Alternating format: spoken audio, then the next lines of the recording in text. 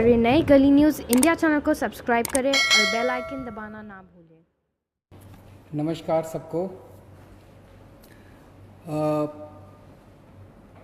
चारों तरफ कोरोना की वजह से सब लोग बड़े निराश हैं और इस माहौल में एक छोटी सी आशा की किरण दिखाई दे रही है। कुछ देशों में प्लाज्मा टेक्नोलॉजी का इस्तेमाल किया गया विदेशों में और उसके नतीजे अच्छे आए। आपकी जानकारी के लिए बता दूं कि कोरोना से मुक्ति तो तभी मिलेगी जब इसका कोई वैक्सीन बन जाएगा। वैक्सीन लगाने से जैसे दूसरे कई सारे वायरस की जो बीमारियां होती हैं, अगर उसका वैक्सीन आप लगा लें तो वैक्सीन लगाने से वो बीमारी होती नहीं है। तो इससे मुक्ति तो तभी मिलेगी जब वैक्सीन मिल जाएगा। लेकिन इस वक्त हमारे सामने दो चैलेंज हैं। एक चैलेंज तो ये कि किस तरह से हम कोरोना को फैलने से रोकें। उसके लिए हम ये सब कर रहे हैं, लॉकडाउन कर रहे हैं, सोशल डिस्टेंसिंग कर रहे हैं, क्योंकि ये एक दूसरे से फैलता है, ताकि इसको फैलने से रोका जाए। दूसरा सबसे बड़ा चैलेंज है कि अगर किसी को कोरोना हो जाए तो वो सब लोग चाहते हैं कि ये वो व्यक्ति अस्पताल से ठीक होकर अपने घर वापस चला जाए, उसकी मौत ना हो। और ये देखा गया कि अगर उसमें कोई और बीमारी हो, जैसे डायबिटीज़ है, हार्ट प्रॉब्लम है, सांस की कोई बीमारी है, कैंसर की बीमारी है, तो फिर उसके जीवन के ऊपर संकट आ जाता है और अक्सर कई केसेस में उनकी मौत हो जाती है। ऐसे केसेस में जो सीरियस पेशेंट्स होते हैं उसमें अगर प्लाज्मा टेक्नोलॉजी का इस्तेमाल किया जाए तो उनके देखने में आया है कि उनके बचने के चांसेस बढ़ जाते हैं। ऐसा कुछ देशों में देखने को मिला। दिल्ली के हमारे कुछ डॉक्टर्स ने इसके ऊपर काफ़ी अध्ययन किया और इसका ट्रायल करने के लिए तैयारी शुरू की है। अच्छी बात यह है कि परसों हमने केंद्र सरकार से इसका ट्रायल करने के लिए परमिशन मांगी थी और परसों रात को हमें इसकी परमिशन केंद्र सरकार से मिल गई है। और अब अगले 3-4 दिन के अंदर हमारे डॉक्टर्स इसका ट्रायल करेंगे और ट्रायल करके देखेंगे कि ये कितना सफल होता है। अगर ये इसमें सफलता मिलती है तो ये हमारे लिए एक अच्छी बात होगी, क्योंकि फिर हम सीरियस पेशेंट्स को की ज़िंदगी बचा पाएंगे। मौत होने से लोगों को एक तो मौत तो ज़िंदगी और मौत तो ऊपर वाले के हाथ में है। हम सब लोग कोशिश कर सकते हैं, लेकिन अभी ये अगर सक्सेसफुल होता है, सफल होता है, तो फिर लोगों के चांसेस बच जाने के चांसेस बढ़ जाते हैं।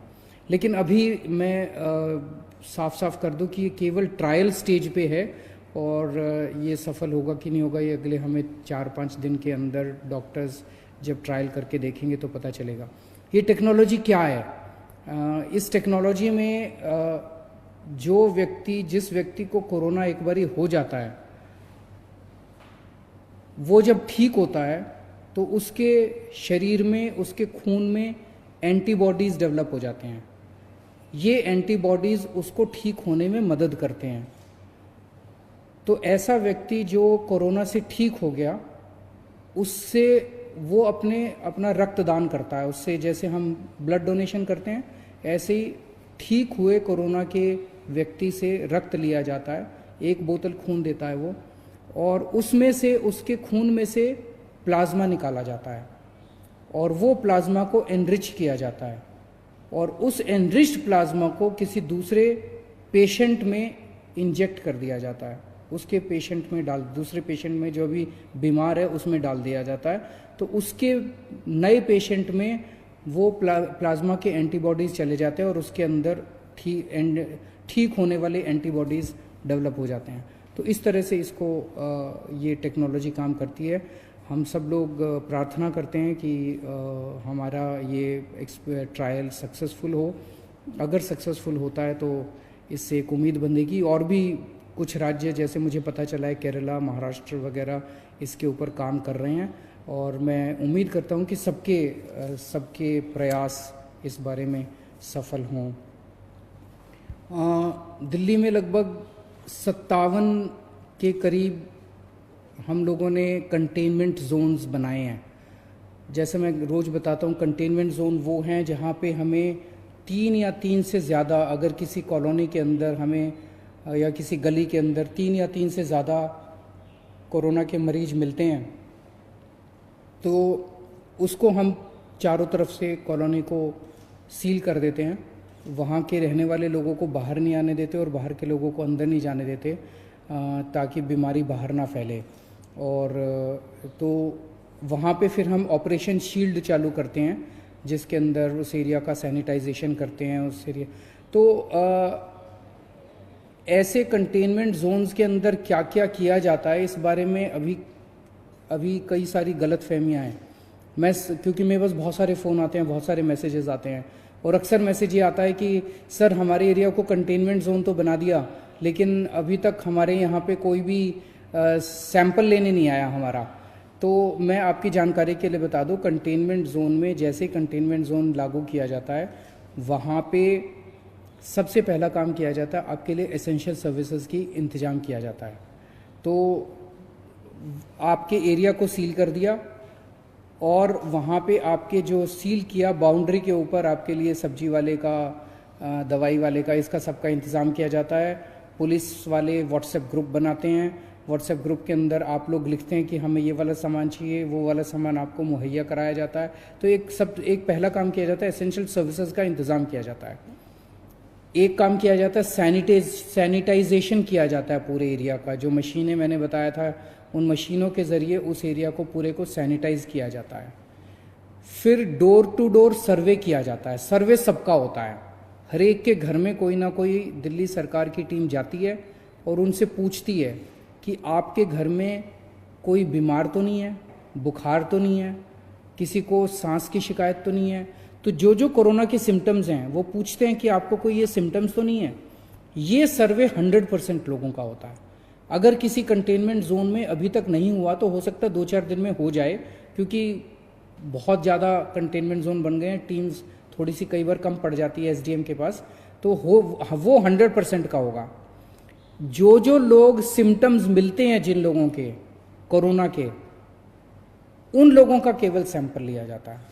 तो लोग ये उम्मीद ना करें कि किसी भी, परसों मैंने एक खबर पढ़ी थी जिसमें एक एरिया के कंटेनमेंट जोन के लोग कह रहे थे कि जी हमारे यहाँ तो एक भी आदमी का सैंपल नहीं लिया गया। और तो जब उनके पास गए तो उन्होंने कहा हाँ हमारे यहाँ सर्वे करने तो आए थे, सैंपल लेने नहीं आए।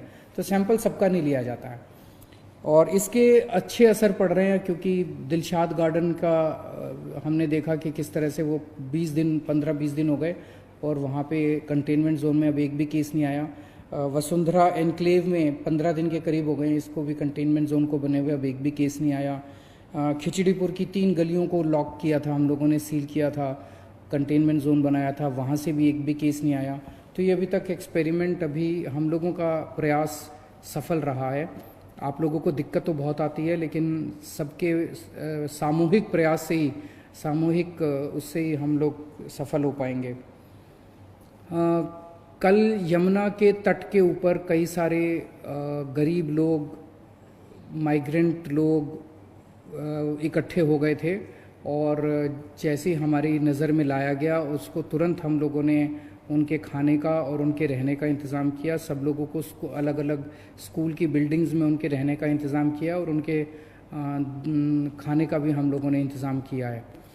मेरी आप सब लोगों से गुजारिश है, हाथ जोड़ के गुजारिश है कि हमने सरकार की तरफ से खाने का बहुत इंतज़ाम किया हुआ है। कल भी 9 लाख लोगों ने लंच किया है और 9 लाख लोगों ने डिनर किया है, पका हुआ खाना। और कोई 9 लाख की बजाय 15 लाख भी लोग आ जाएंगे ना, 20 लाख भी लोग आ जाएंगे, उनका भी हम इंतज़ाम कर देंगे। फिर खाने की कोई कमी नहीं है। उसी तरह से मैं बार बार बताता हूँ कि 71 लाख लोगों को हमने राशन दे दिया जिनके पास राशन कार्ड थे, और जिनके पास राशन कार्ड नहीं थे उनको अभी राशन देने का सिलसिला जारी है। मेरी सभी मीडिया के साथियों से हाथ जोड़ के रिक्वेस्ट है और मेरी सभी आम नागरिकों से भी हाथ जोड़ के रिक्वेस्ट है कि इतना अरेंजमेंट करने के बावजूद भी जो बहुत गरीब लोग हैं उन लोगों को पता नहीं चल पाता कि सरकार ने क्या अरेंजमेंट कर रखा है, उन लोगों को पता नहीं चल पाता कि सरकार ने कहाँ अरेंजमेंट कर रखा है, मैं कहाँ जाऊँ, अगर कोई भूखा है तो वो कहाँ जाए। मेरी आपसे रिक्वेस्ट है, अगर ऐसा कहीं भी कोई, जैसे कल आप लोगों ने हमें यमुना के बारे में बताया, हमने तुरंत एक्शन लिया, ऐसे ही मैं सोशल मीडिया के ऊपर हमारी पूरी टीम लगी हुई है। जैसे कहीं से सोशल मीडिया में पता चलता है, कोई बताता है कि यहाँ पे ये आदमी, ये एक परिवार भूखा है, यहाँ पे एक आदमी भूखा है, यहाँ पे ये, हमारी पूरी टीम लगी हुई है, उसी वक्त उसको खाना पहुँचाने का काम किया जाता है, उसी वक्त उसका घर का इंतज़ाम, उसको रहने का इंतज़ाम किया जाता है। आप हमें बताइए कहाँ कौन भूखा है, हम उस तक खाना पहुँचाएंगे, ये जिम्मेदारी हमारी है। या अगर हमने जहाँ जहाँ हमारे सेंटर चल रहे हैं खाने के, उन सब जगहों की लिस्ट हमने पूरे नक्शे के ऊपर डाल दी है। अगर आपके लिए संभव हो, आप उस व्यक्ति को खाने वाली जगह ले जाइए, आप उसको खाना खिला दीजिए, बहुत पुण्य का काम है। इस वक्त सबकी जिम्मेदारी बनती है, ना कोई अकेली सरकार काम कर सकती है, ना कोई अकेली कोई एजेंसी सफल हो सकती है, सब लोग मिलके काम करेंगे तभी हम लोग सफल होंगे। तो मेरी आप सब लोगों से, मीडिया में एक जगह मैं देख रहा था, उन्होंने कहा कि इन लोगों ने एक वेबसाइट चालू कर दी है कि जिनके पास राशन कार्ड नहीं है वो राशन कार्ड के लिए अप्लाई करें। तो वेबसाइट पे कौन से गरीब लोग आ सकते हैं, आपकी जानकारी के लिए बता दूं, 15 लाख लोगों ने ऑलरेडी अप्लाई कर दिया राशन कार्ड। वो जिनके पास राशन कार्ड नहीं था, उन्होंने खाना लेने के लिए, राशन लेने के लिए 15 लाख लोगों ने अप्लाई कर दिया है। मैं समझता हूं कि सब गरीब लोगों को इसके बारे में नहीं पता चलेगा, लेकिन हमारी जिम्मेदारी, हम सबको बताएं ना। सब एक दूसरे की मदद कर रहे हैं, जिन लोगों को वेबसाइट आती है वो उनकी मदद कर रहे हैं जिनको वेबसाइट नहीं आती है, लेकिन एक सिस्टम तो बनाना था ना। अगर जिन लोगों के पास कुछ भी नहीं है, उनके लिए ना कोई आधार कार्ड है, ना कोई किसी तरह का कार्ड नहीं, उनके लिए खाने का भी इंतजाम किया हुआ है। 9 लाख लोगों ने कल खाना खाया है, रोज हम 10 लाख लोगों को खाना खिला रहे हैं। तो सबको मिलजुल के प्रयास करना पड़ेगा। आप ऐसे लोगों को ढूंढिए जिन तक खाना नहीं पहुंच रहा, हम उन तक खाना पहुंचाएंगे। और एक कई सारे लास्ट वीक ऑफ मार्च और फर्स्ट वीक ऑफ अप्रैल में कई सारे कोरोना के मरीज दिल्ली में आए थे। अब वो ठीक होने लगे हैं। आज मुझे पता चला, आज भी कई मरीजों को छुट्टी मिलेगी अस्पताल से, और आने वाले 3-4 दिन के अंदर कई सारे मरीजों को छुट्टी मिलेगी। उम्मीद करता हूँ सब लोग अपने अपने घर में खुशी खुशी जाएं और अपने दिल्ली के लोग कोरोना से बचे रहें जितना हो सकता है। बहुत बहुत शुक्रिया।